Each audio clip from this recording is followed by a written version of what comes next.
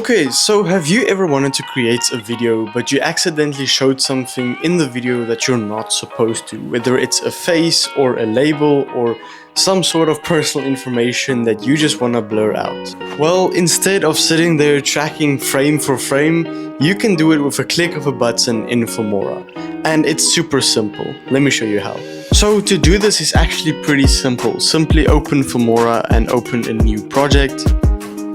Then from here you want to go to your stickers tab here at the top, and then once you're here you're going to search for Mosniak, and it will give you a bunch of different blur options you can use in your videos. So let's just go with something very pretty much common, just do this one for example. Okay, so now you have that blur effect and I think it looks pretty cool, but now you want to blur out something in your video. So let's just add something real quick.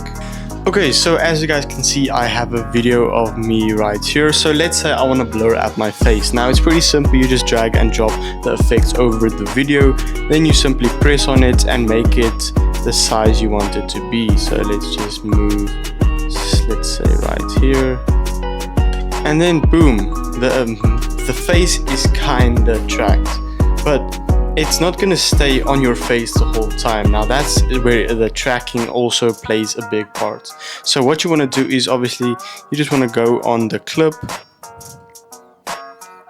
you want to track, simply double press, and then you want to go to AI tools, scroll down until you find motion tracking.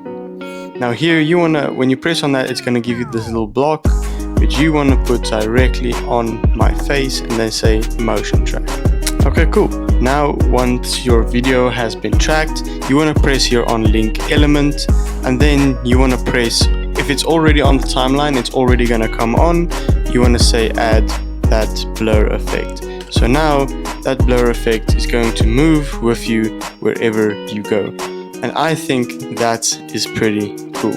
Now, there is a bunch of other ways you can do this as well. For example, I can go here to effects and also search Mosniak, for example. Here is a couple already, but let's just go here. Here's another type of Mosniak. So like right there.